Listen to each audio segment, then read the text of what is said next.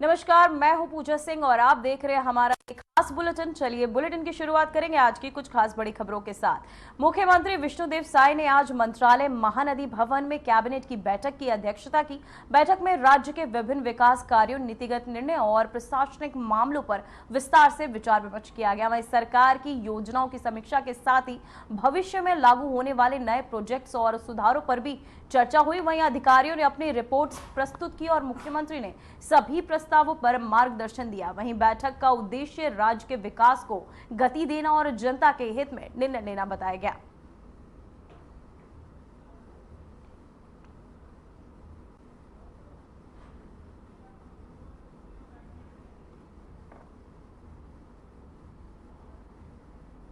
तो वहीं अंतर्राष्ट्रीय अंतरिक्ष स्टेशन के लिए एक्सॉम 4 मिशन के pilot group captain Shubhanshu Shukla ने आज प्रधानमंत्री नरेंद्र मोदी से भेंट की। इस दौरान उन्होंने अपने अंतरिक्ष अनुभव के बारे में बातचीत की। साथ ही ग्रुप कैप्टन शुभांशु शुक्ला ने कहा, वहां का वातावरण बिल्कुल अलग होता है और वहां गुरुत्वाकर्षण का अभाव है, जो अनुभव बहुत अनोखा और चुनौतीपूर्ण होता है। साथ ही उन्होंने मिशन के दौरान मिले अनुभव और तकनीकी पहलुओं पर भी प्रकाश डाला। प्रधानमंत्री मोदी ने शुभांशु शुक्ला की उपलब्धियों की प्रशंसा की और कहा कि ऐसे वैज्ञानिक और सैन्यकर्मी भारत के लिए गर्व का विषय है।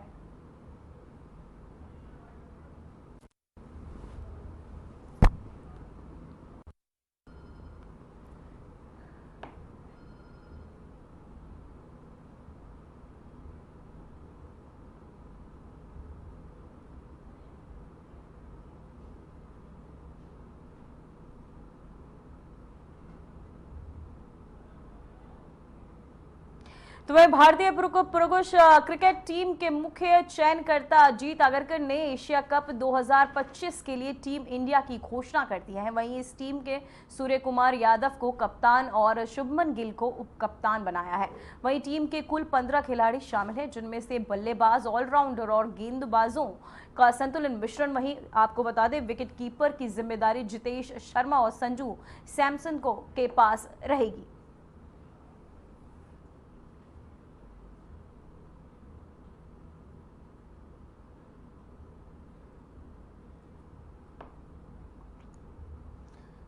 तो वहीं आपको बताते चले, टीम में संतुलित खिलाड़ियों का चयन हो चुका है, जहां अजीत अगरकर ने एशिया कप 2025 की टीम की घोषणा जो है वो कर दी है। वहीं सूर्य कुमार यादव कप्तान बनाए गए हैं, साथ ही शुभमन गिल उप कप्तान होंगे। तो वहीं उप कप्तान के लिए शुभमन गिल का नाम सामने आया है, साथ ही सूर्य कुमार यादव कप्तान।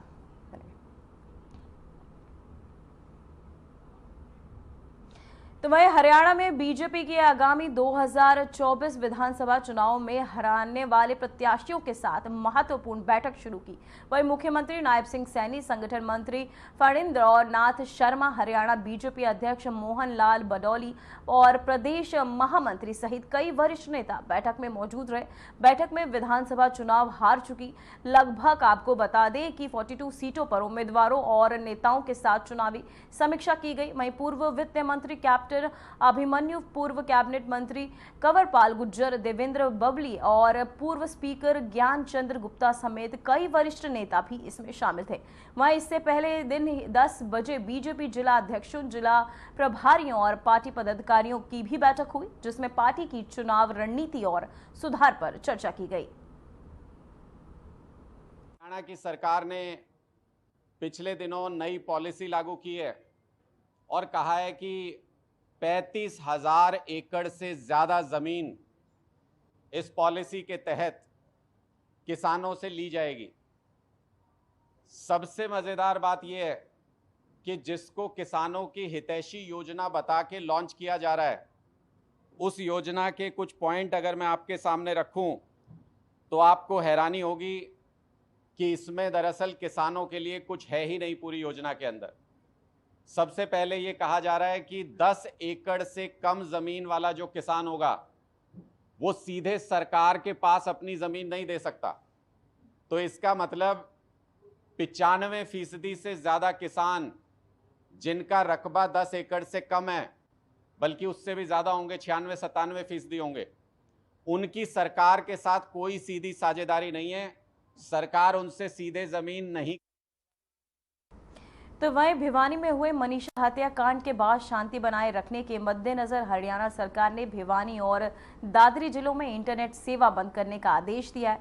ये बंदिश आज सुबह 11 बजे से शुरू होकर 21 अगस्त सुबह 11 बजे तक लागू रहेगी। प्रशासन ने कहा है कि ये कदम कानून व्यवस्था बनाए रखने और अफवाहों को फैलने से रोकने के लिए उठाया गया है। स्थानीय पुलिस और प्रशासन घटना की जाँच के साथ साथ स्थिति नियंत्रण में रहने के लिए भी कार्यरत है। साथ ही सरकार ने जनता से शांति बनाए रखने और अफवाहों से बचने की अपील की है।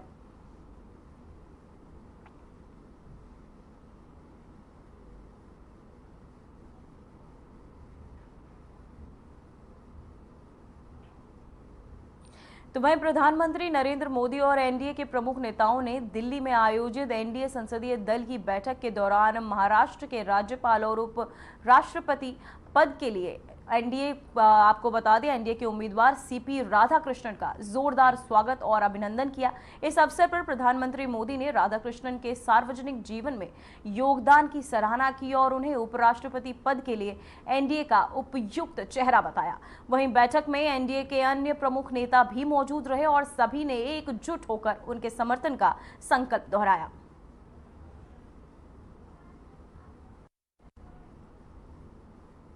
तो वहीं आपको बताते चले सीपी राधाकृष्णन को समर्थन मिला। वहीं एनडीए नेताओं का अहम ये बैठक जहां सभी ने मिलकर उनका जोरदार स्वागत भी किया। उपराष्ट्रपति पद का उम्मीदवार घोषित किया गया है। साथ ही आपको बताते चले ये राधाकृष्णन को उपराष्ट्रपति पद का उम्मीदवार जो है घोषित किया गया सीपी राधाकृष्णन। अब आपको बताते चले इनका स्वागत जोरदार तरीके से सभी के तहत किया गया। साथ ही आपको बता दें उनको सभी का समर्थन भी मिला है। जहां पीएम ने उन्हें आपको बता दें उनका स्वागत किया, साथ ही शॉल उड़ाकर फूल देकर उनका अभिनंदन भी सभी ने किया। साथ ही तालियां बजाकर उनका स्वागत किया गया। तो वही आपको बताते चले सीपी राधाकृष्णन को सभी का समर्थन मिला। तो वहीं तेलंगाना में यूरिया की कमी को लेकर कांग्रेस पार्टी ने सांसदों ने आज संसद परिसर में जोरदार विरोध प्रदर्शन किया। प्रदर्शन का नेतृत्व तेलंगाना से जुड़े कांग्रेस सांसदों ने किया, जिनके साथ कांग्रेस नेता प्रियंका गांधी वाड्रा भी शामिल हुई। सांसदों ने आरोप लगाया कि राज्य में किसानों को पर्याप्त मात्रा में यूरिया नहीं मिल पा रहा है, जिससे कृषि कार्य प्रभावित हो रहे हैं। वहीं प्रदर्शन के दौरान सांसदों ने हाथों में तख्तियां लेकर नारे लगाए और केंद्र सरकार से तत्काल यूरिया की आपूर्ति सुनिश्चित करने की मांग भी की।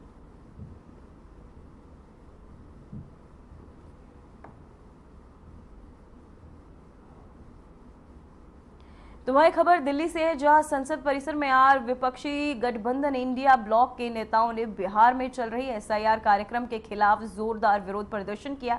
इस प्रदर्शन में कांग्रेस के राष्ट्रीय अध्यक्ष मल्लिकार्जुन खड़गे, समाजवादी पार्टी के प्रमुख अखिलेश यादव और कांग्रेस सांसद प्रियंका गांधी वाड्रा भी शामिल हुए। वहीं नेताओं ने एसआईआर प्रक्रिया को राजनीतिक रूप से पक्षपाती और लोकतंत्र के खिलाफ बताते हुए सरकार पर हमला बोला। वहीं प्रदर्शनकारियों का आरोप है कि एसआईआर का उपयोग चुनावी लाभ के लिए किया जा रहा है। वहीं ये आपको बता दें कि जनगणना व सामाजिक न्याय की अवधारणाओं को कमजोर भी करता है, ये भी कहा गया। साथ ही नेताओं ने हाथों में तख्तियां और बैनर लेकर नारेबाजी की और राष्ट्रपति के इस मुद्दे में हस्तक्षेप की मांग भी की।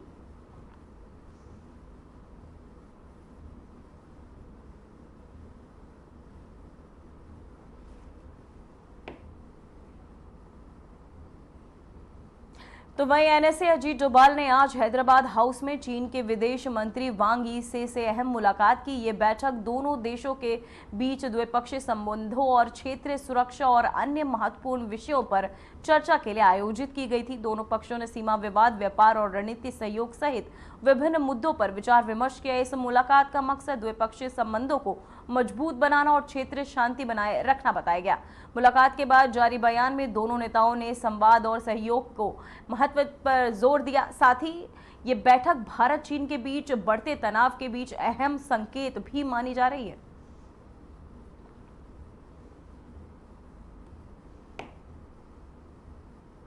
तो वही आपको बताते चले दोनों पक्षों ने शांति पर दिया जोर। साथ ही हैदराबाद हाउस में यह अहम चर्चा हुई है। जहां दोनों देशों ने शांति पर जोर दिया। साथ ही हैदराबाद हाउस में यह अहम चर्चा जो है हुई, जिसे लेकर आपको बताते चले एनएसए की चीन विदेश मंत्री से ये मुलाकात। तो वह एनडीए संसदीय दल की बैठक में उपराष्ट्रपति चुनाव के लिए पार्टी के उम्मीदवार के रूप में सीपी राधाकृष्णन का परिचय कराया गया। केंद्रीय मंत्री किरण रिजिजू ने बैठक के बाद बताया कि प्रधानमंत्री नरेंद्र मोदी ने सभी सांसदों से अपील की है कि वे एकजुट होकर राधाकृष्णन का सर्वसम्मति के साथ समर्थन करें। रिजिजू ने कहा कि सीपी राधाकृष्णन उपराष्ट्रपति पद के लिए एक बहुत अच्छा नाम है और सभी ने इसे स्वीकार भी किया है। उन्होंने ये भी बताया कि रक्षा मंत्री राजनाथ सिंह भी सांसदों के संपर्क में एकजुटता बनाए रखने का प्रयास कर रहे हैं। का बैठक हुई। आदरणीय प्रधानमंत्री जी के मौजूदगी में उपराष्ट्रपति चुनाव में एनडीए के प्रत्याशी आदरणीय सीपी राधाकृष्णन जी का परिचय हुआ। एनडीए पार्टी के जितने भी फ्लोर लीडर्स हैं, एनडीए के मेंबर्स ऑफ पार्लियामेंट हैं, सब ने गर्मजोशी के साथ आदरणीय सीपी राधाकृष्णन जी का स्वागत किया, अभिनंदन किया और आदरणीय प्रधानमंत्री जी को धन्यवाद दिया। धन्यवाद विशेष करके कि ऐसा एक शख्सियत, बहुत ही सरल इंसान, जिन्होंने जीवन भर देश और समाज के लिए सेवा दी है और अनेक राज्यों में गवर्नर के रूप में काम किए हैं और पुडुचेरी में लेफ्टिनेंट गवर्नर के रूप में भी काम किए हैं।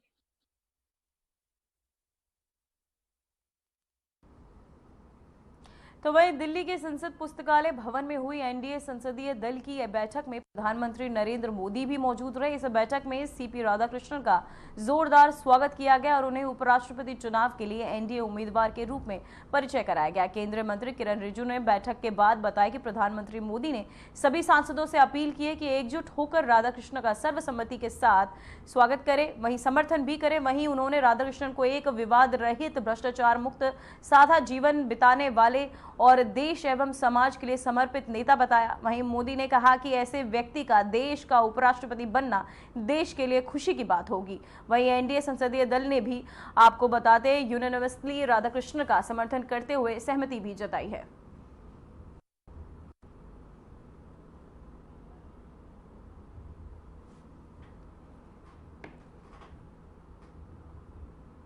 तो वही बड़ी खबर दिल्ली से है, जहां विपक्षी दलों ने संयुक्त रूप से सुप्रीम कोर्ट के पूर्व न्यायाधीश बी सुदर्शन रेड्डी को आगामी उपराष्ट्रपति चुनाव के लिए अपना उम्मीदवार घोषित किया। ये घोषणा कांग्रेस के राष्ट्रीय अध्यक्ष मल्लिकार्जुन खड़गे ने की। वहीं खड़गे ने कहा कि सभी विपक्षी दलों ने सहमति से बी सुदर्शन रेड्डी को उपराष्ट्रपति पद के लिए अपना प्रत्याशी चुना है। ये फैसला लोकतंत्र और न्याय के हित में लिया गया है।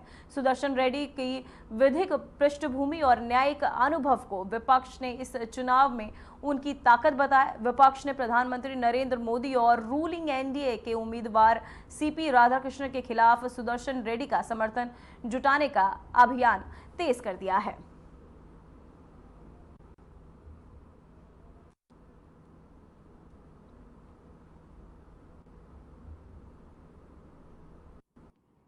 A consistent and courageous champion of social, economic and political justice.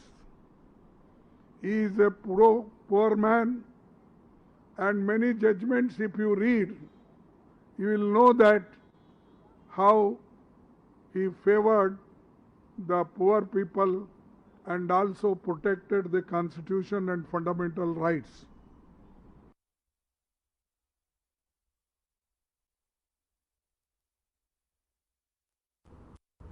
तो वहीं दिल्ली में आज संसद परिसर उस समय राजनीतिक गतिविधियों का केंद्र बन गया जब एनसीपी और एससीपी के सांसदों ने दूध की बढ़ती कीमतों के खिलाफ जोरदार विरोध प्रदर्शन किया। सांसदों ने हाथों में पोस्टर और बैनर लेकर आम जनता पर पड़ रहे महंगाई के बोझ को उजागर किया। वहीं प्रदर्शन के दौरान सांसदों ने सरकार से मांग की कि दूध और अन्य आवश्यक वस्तुओं की कीमतों की नियंत्रित किया जाए और ताकि आम आदमी को राहत मिल सके। वहीं एनसीपी और एससीपी नेताओं का कहना है कि बढ़ती महंगाई ने आम जनता का जीना मुश्किल कर दिया है और दूध जैसी जरूरी चीज अब आम आदमी की पहुंच से बाहर होती जा रही है।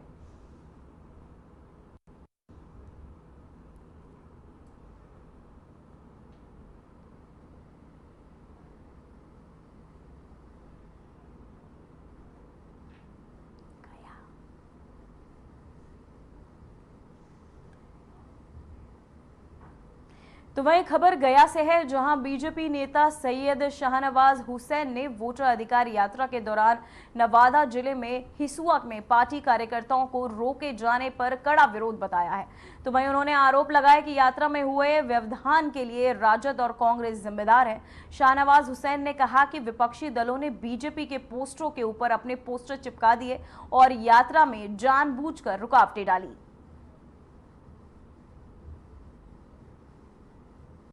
कार्यकर्ताओं को वहां रोका गया, व्यवधान पैदा किया गया और ये सब राजद कांग्रेस के वजह से हुआ है।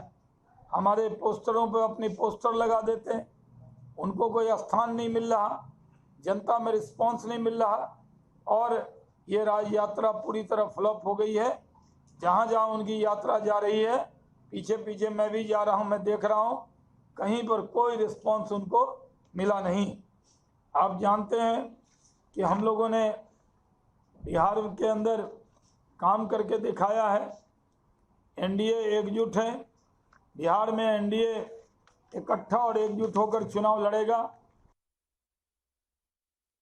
खबर दिल्ली से है, जहां यमुना नदी के जल स्तर में आई वृद्धि के चलते दिल्ली के निचले इलाकों में जल भराव की स्थिति पैदा हो गई। राजधानी की आपको बता दें, राजधानी की मुख्यमंत्री रेखा गुप्ता ने इन प्रभावित क्षेत्रों का दौरा किया और हालात का जायजा भी लिया। इस मौके पर मुख्यमंत्री रेखा गुप्ता ने कहा कि स्थिति नियंत्रण में है। जल स्तर बहुत सुबह से ही 2-6 मीटर करीब पहुंच चुका है, लेकिन इससे अधिक पानी नहीं आया। ये राहत की बात है। पानी जैसे आ गया है वैसे ही आगे निकल भी रहा है।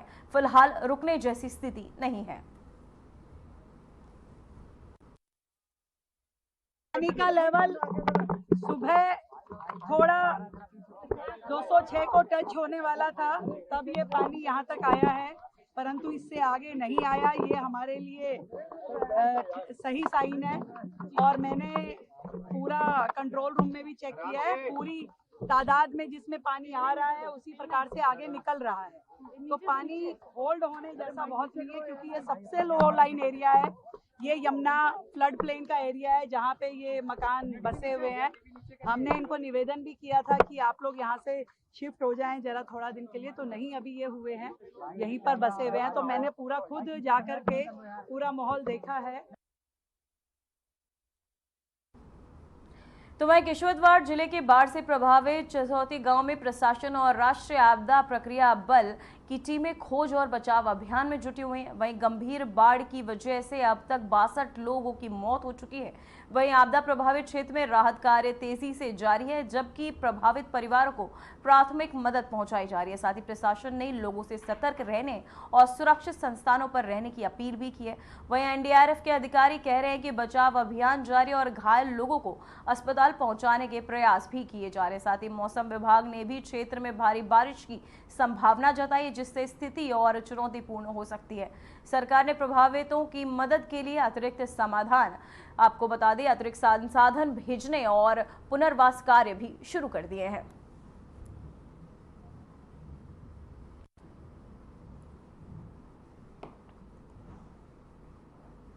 मॉनसून ने फिर अपनी सक्रियता दिखाई है। हिमाचल और उत्तराखंड में 22 अगस्त तक येलो अलर्ट जारी किया गया।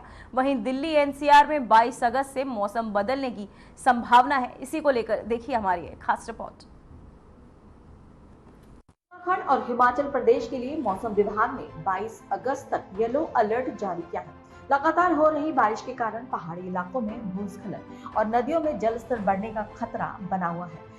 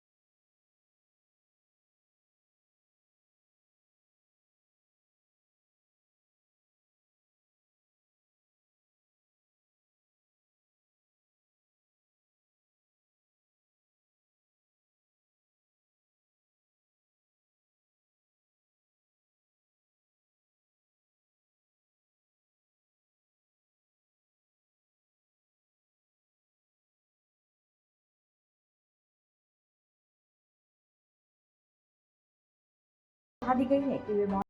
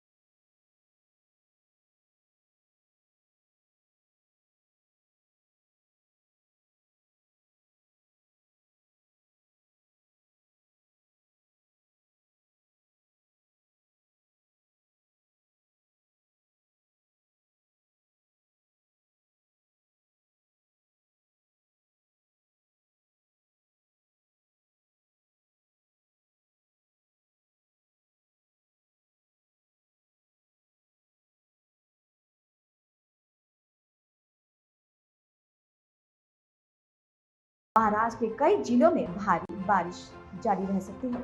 विशेष रूप से मुंबई, पुणे, नागपुर और नासिक जिलों में पानी भरने और बाढ़ की संभावना है। सभी नागरिकों और यात्रियों से आग्रह है कि वे सतर्क रहें और केवल आवश्यक यात्रा करें। हिमाचल और उत्तराखंड में येलो अलर्ट जारी है। दिल्ली एनसीआर में मौसम बदलने की संभावना है और महाराष्ट्र में भारी बारिश और बाढ़ का कहर जारी है। अब तक 6 लोगों की मौत हो चुकी है और प्रशासन राहत कार्य में पूरी तरह जुटा हुआ है। मौसम विभाग के अनुसार दिल्ली, नोएडा, गाजियाबाद, गुरुग्राम और फरीदाबाद में 24 अगस्त तक पूरे सप्ताह बादल छाए रहेंगे। साथ ही गरज के साथ बहुत हल्की बारिश की भी संभावना है। जहां बारिश का ये हाल है, वहीं दूसरी ओर दिल्ली में यमुना नदी खतरे के निशान को पार कर रही है और जलस्तर और बढ़ने की आशंका है। Bureau report, Aryan TV. फिलहाल रिपोर्ट्स और खबरों में बस इतना ही। मुझे दीजिए इजाजत। नमस्कार।